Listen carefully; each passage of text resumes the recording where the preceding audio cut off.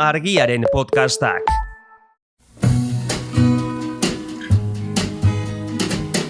Don't know much about history. Don't know much biology. Don't know much Hau, oroimen histerikoa da. Historia diren istorioek txoratzen gaituztenon podcasta. But I do know that I love you. And I know that if you love me too, what a wonderful world this would be. Apa, kaixo nagore. Kaixo Asier. Kaixo apa epunto. Gaurkoan Lego saio bat egitera gatoz. Bakizue denok ibilitugun piezatxo txiki hoie gauzak ere egiteko eta hola. Gainera bere aldaiarik onena egingo dugu. Gauza bat pieztekin zerbait ereki baino, zerbait deserikitzera etorri gara. Imaginatu crossfita eginta gero gimnasioan bere pektoralen zabalari begira dagoen gizon hori, eraikita gero piezatxoren bat kenduko diogula eta bere auskortasun puntxu bat edo zaurgarritasun puntxu bat agerian usteko. Ez? Bai. Edo asko flipatu naiz, sarrerarekin. Pixkat harrituta utzi nazu, baina Ez da zer badu hortik. badu hortik, bai. Vale. Eta azteko, jakinean nora joan behar dugu, hasierara, Greziara, agian. Hori da, ez? Ez? Bai, antzinaro klasikora, Bai. eta mitologia pixka bat egingo dugu. Hori da, mitoak eta gizonak. Hori da, eta bai, hitz egingo dugu lehenengo erremu koroaz, edo koroaz, orokorrean. Bai. Eta horren jatorrira joateko, hori, mitologiara jo behar dugu, eta Apolo eta Dafneren istorioa kontatuko dizuet, eta ja oinarrian bertan maskulinitatea euskorra dago horrez. Egun batean, Apolo zen arteen eta musikaren greziar jainkoak, eta behin jainko horrek Erosi, maitasunaren jainkoari, burla egin zion. Bai. Hori, kantuan txarra omen zen, ez? Eta arkuarekin eta geziekin jolasean ibiltzeagatik, burla egin zion eta zehazki esan zion gazte afeminatua zela. Ara. Emakumeen manerak dituena. Eta, karo, Eros haserretu egin zen, minduta sentitu zen, eta bi gezi hartu zituen. Bat urrezkoa, hartzailea maitemintza eragiten zuena, eta beste bat burdinazkoa, gorrotoa eragiten zuena. Apolo hori, botazion urrezkoa. Eta Dafne ninfari burdinazkoa. Horrek zer esan nahi du, Apolo maitemindu egin zela, Seko. eta Dafne gorrotu zuela Apolo.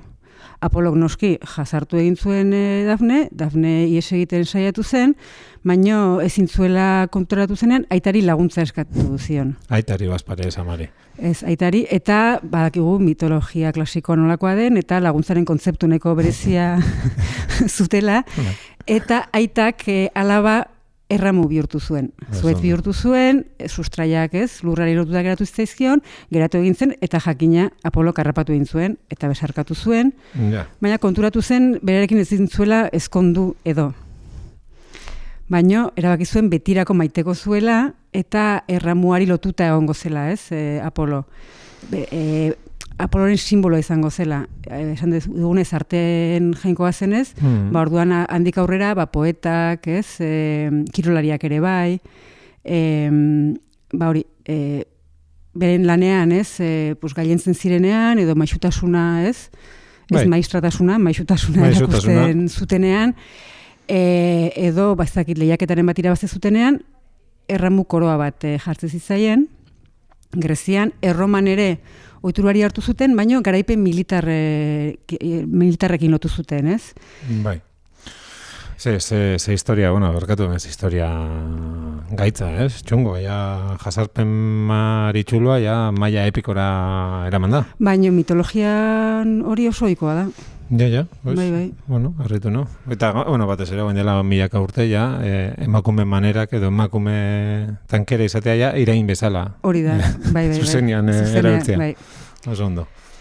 Erroman gaude, eta Julio Cesarrek erabaki zuen erremu koroa edo garaipen koroa hori egunero erabili nahi zuela senatuan. Senatuari baimena eskatu zion, ez?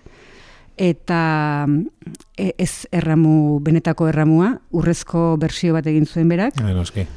Eta gero, handik aurrera,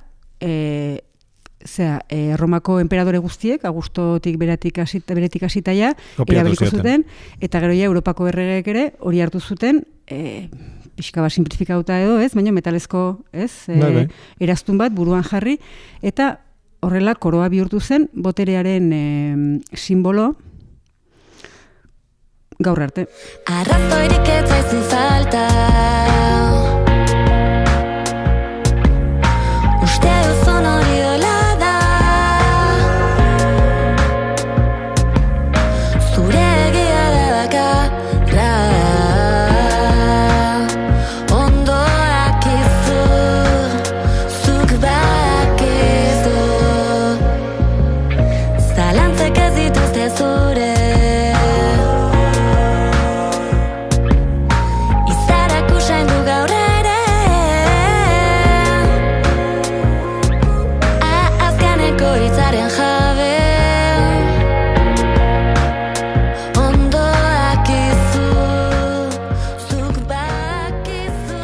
Eta Roma imperiala, monarkia, galegia botere gune nagusietan eta olakoetatik abiatuta, boterik bezala, batxiri vuelta historiko batzuk egin da, inkluso gaur egun ikusi dezakegu erramukor hori, Antifa mugimenduen ikur nagusietako bat dela, kamisetetan, ikurretan, eta olakoetan sarri agertzen da.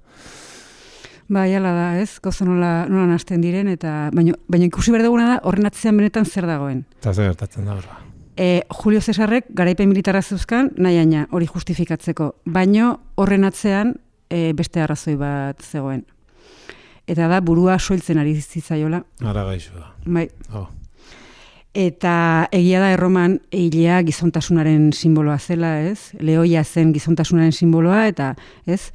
Lehoiak daukaten hilaje ederra ere izan bertzuten, ez? Benetako gizonek. Eta Julio Cesarrek ez zeukan.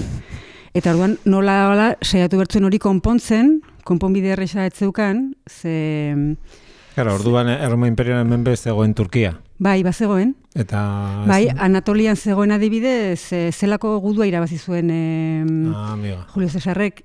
Beni bidi bintxi, zale ezaguna? Hori bota zuen. Gaur egungo Turkian zen. Bai, claro, orduan ezen egongo mentu edo injerto magiko. Etzen egiten. Orduan, konponbiderik ezean, tapatu egin bertzuen, kartoia nola baitere. Eta orduan hasieran bururatu zitzaion hilea aurreraka horraztea, ez? Eta hor eskultura askotan eta itxura horrekin agertzen da, ez? Orduan Ana Sagasti bat egin zuen. Bai, Ana Sagastik eskuinera. Ez aurreraka, dena aurreraka. Ana Sagastik eskuinera eta berak dena aurreraka, dena aurrera. Bai. Eta gainak konturatzen bagera gaur egunera iritsi zaigu pixka bat orrazkera hori erromatarren ohiko orrazkera baliz bezala, ez? Ja. Eta ez. Bai. Eta gero ja hori nahikoa ez nonbait, eta orduan komplementuren bat jarri bertzuen buruan hori estaltzeko, eta horregatik erabaki zuen egunero eramatea koroa hori. Alea, komplexua, botere bihurtuta. Hori da. Baldak izotasun toksikoaren ezaugarri oberik. Bai, baina esan behar da, Julio Cesar ez dela izan ez lehena, ez bakarra, ez azkena, eta adibidez ja, Egipton errezeta nahiko berezia zeukaten. Triku arantza erreak eztitan eta oliotan bustita, alabastroarekin, oker gorriarekin eta atzazal zatiekin nahastuta. Zein bururatu zitu dena. Bururatu. Grezian Hipokratesek berak errezeta bat zeukan. Uso zirina. Oso egokia, seguro. Errefaua, kuminoa, eta asunak. Ja. Bikingoek antzara ximaurra erabiltzen zuten. Eta bueno, hori antzinaroan, baina gaur egun kalkulatzen da adibidez, 2016an soiltasunari konponbidea jartzen, edo saiatzen behintzat, $3.500 milioi gastatu zirela munduan, eta konparaketa bat egiteko, malariaren aurka egiteko, urteko aurrekontua, 154 milioi edo... Bai. Zen, hau da, 20 aldiz gutxiago. $3.500 milioi, ez dugu gutxi iruditzen zait. Egingo baginu inkesta bat mundu mailan, gizonon lotak eskutatzea, la klima aldaketari aurre egitea, lentasunetan agian Bai, hortxe. hortxe gozen. Bai.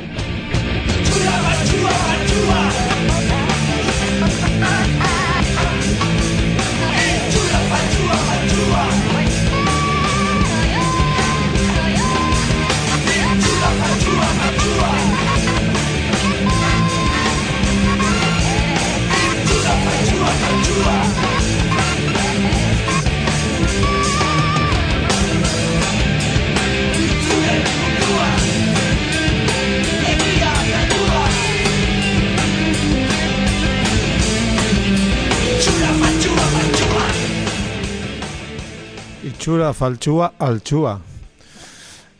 Seguro hile orden mundua, burusoltasuna eskutatzeko mila trikimaioak, pues ez diela bakarrak. Ez. Eta orain itzengo dugu gurpildun maletei buruz. Jo. Horrek ere eragina du itxuran, Bai. Eta maskulinitatearekin harreman zuzena dauka.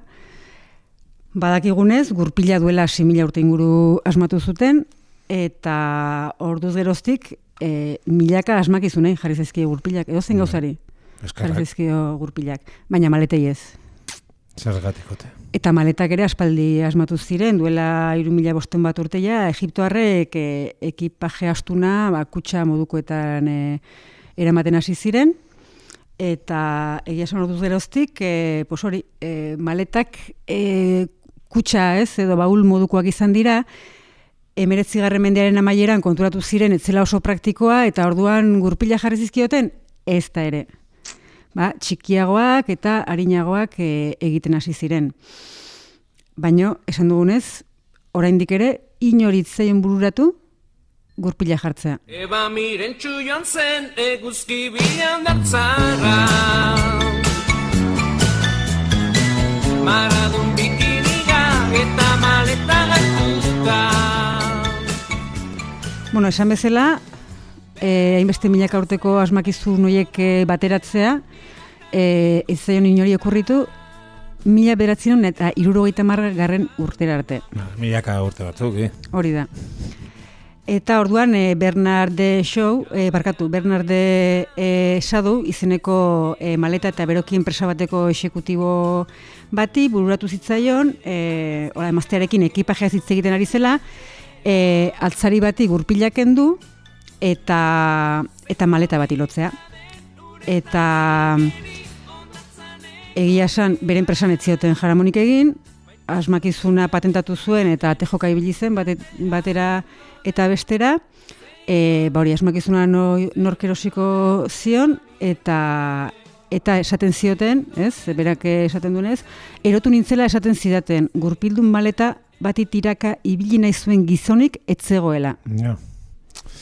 Ja, badakin donde ban. Bai. Hala ere, aitortu behar da, maleta, gurpildun maletaren traka horrek,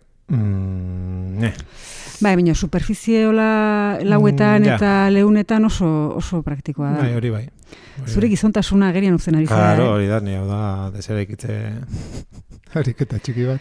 Kontua da, azkenean Macy's, saltoki handi ezagunak, esan zuela, ekarri maleta batzuk eta pixkanaka batzuk saldu zituen, baina azkenean 15 bat urte behar izan ziren, 1980ko hamarkada erdiara arte, pixka bat, maleten, gurpildun maleten ekoizpen industriala hasteko. Zer aldatuko zen hor?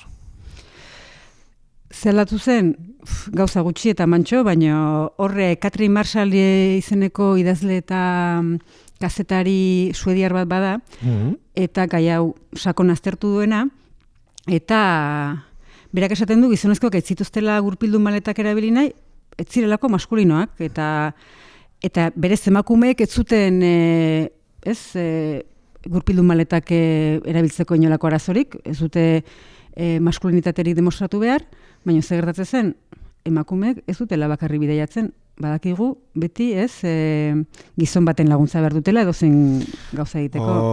Hori da, eta Hollywood gainera estena mitikorik geratuko zen, non gizon prestu horbiltzen den emakume lirain eta ez gauzaren gana, barkatu laguntza behar duztu. Hori da.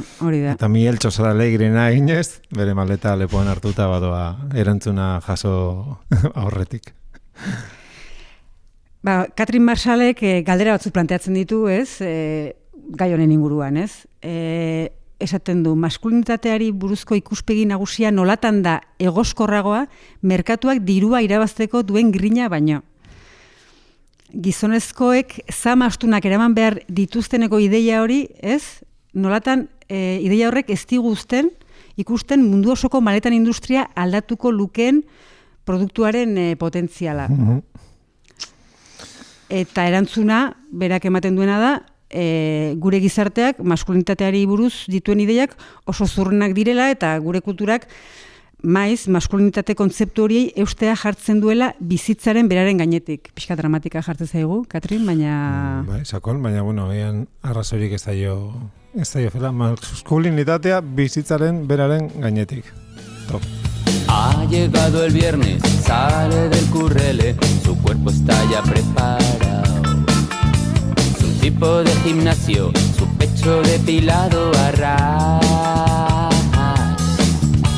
Calzones con relleno, camisas apretadas, rayos uva a rabiar.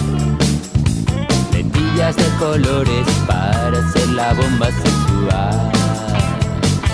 Llega Macho Man, Macho, Macho Man, llega Macho Man, como un pavo real. Llega Macho Man, Macho, Macho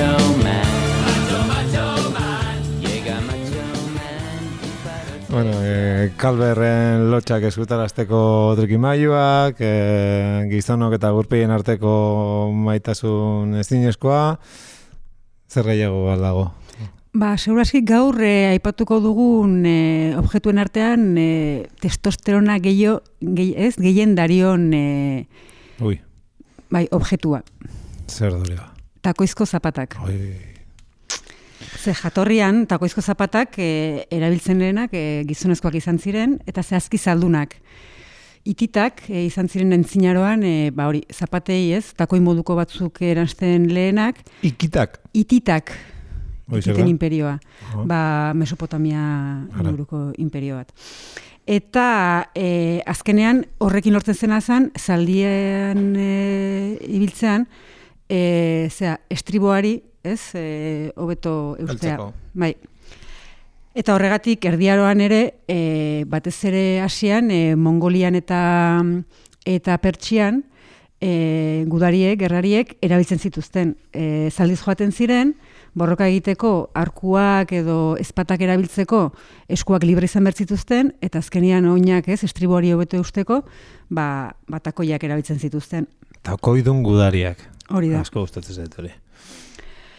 Eta zer dauzen, Europa mendebaldean, erregek eta nobleek erabaki zutela, oso maskulinoak izan nahi zutela, ez? Gengis-Khanena egin nahi zutela. Noski. Eta orduan hasi ziren takoi gainean ibiltzen. Eta zer gertatzen da noblek zoz egiten dutenean? Burgesek eta herrixeak imitatzen saiatzen direla, beraiek ere maskulino izateko eskubidea nahi zuten, eta takoiak jazten hasi ziren. Ja. Eta orduan utzi zuten beste batzuentzat agian takoiak. Aurrerago. Bai, kontua da, noblek eta herreik esan zuten herrixeak, ez, jendilaje honek takoiak erabiltzen ditugu, guk handiagoak, altuagoak erabiliko ditugu. Eta, hori, ez, zoro gurpil hori amaitu zen, eta galdu zuten burgesek, eta herritarre galdu zuten borroka hori, azkenean momentu bat iriste zelako ezin zutela takoia handiagoriek erabili. Haiek lan egin behar zuten, eta luzaroan zutik egon, edo ez, edo distantzia luzeak ibili, eta noblek eta erregeak, ez... Claro. Klasea bi aldaretan nabarmendu nahi zuten, ez? Klase dun monarka, hola, beti lirain, eta gero langile klasetik bereizi. Bai. Haiek horbeian, eta gu hemen igota, tramankula huetan. Baina zer zen 18. mendean, ilustrazioa etorri zela, ez? Argia egin zutela, takoien munduan, eta erabaki zutela gizakia baino gehiago gizona, ez? izaki arrazionala eta praktikoa zenez... Gizta ona. Hori da. Ezin zitu, asko ze jantzi eta oinetako praktikoagoak eta erosoak erabili behar zituztela eta ezin zituztela takoiak jantzi. Eta takoiak zeini, ez? Pues bestentzat. Hori da, eta besteak zeintzu gara, gu, emakumeak irrazionalak, emozionalak, histerikoak erabat, praktikostasunik ez daukagunak, txolinak, eta orduan, horrelako oinetako desorosoak erabiltzeko pres gaudenak, ez? Igual zara alako tramankulo batzutera nagore. Bai, ezkontza batean. Hori zen bigarren galdera, seguro hori izaten dela mozorro festa horietan, hori izaten da liberazioa. Bere lakendu nituen. Bai. Bakizu ipurdia estilizatzen dutela, eta orduan sufritzen jakin behar da purtxo bat. Bai. Kontua da, esan dugu, ilustrazioak bapatean bihurtu zuen takoia zuena emakumeena, bai, eta gero egia da erotismoak, pornografiak, fetichismoak, hau da, gizonezkoen begiradak ideia hori indartzea eragin zuela, eta hola, azken finean gerrari ausarten gizontasuna demostratzeko zerbait. Txiri buelta historiko hitzela ginez? Emakume inozoen kontua bihurtu zen, batean. Bitu zuen ondo. Torio pari historikoa erori zaizuena. Con zapatos de tacón, las nenas se ven mejor que con zapatos de piso. Con zapatos de tacón, luce más la pantorrilla cuando se ponen vestido. Con zapatos de tacón, las nenas se ven mejor y caminan con estilo. Con zapatos de tacón, nos provocan, nos incitan y nos arrancan mis suspiros. Con zapatos de tacón. Mexikoko talde feministaren batek entzuten magaitu, hortxe dauka eskratxe bat egiteko aukera, Bronko taldea. Bai, esan behar dut, ekarpen hau m.p. egin didala, beraz, eskarrik asko miren.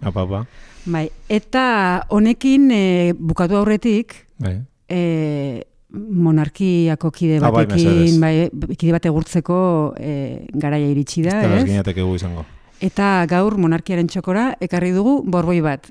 Ez edozein borboirik borboiena, Luis Amalaugarrena, Frantziakoa eta Nafarroakoa. Nafarroakoa bada guria. Guri borboiak tokatu zaizkigu goitik eta betik. Betik, algotarra. Bai, eguzki erregea. Oize, polita. Bai, absolutismoaren gailurra.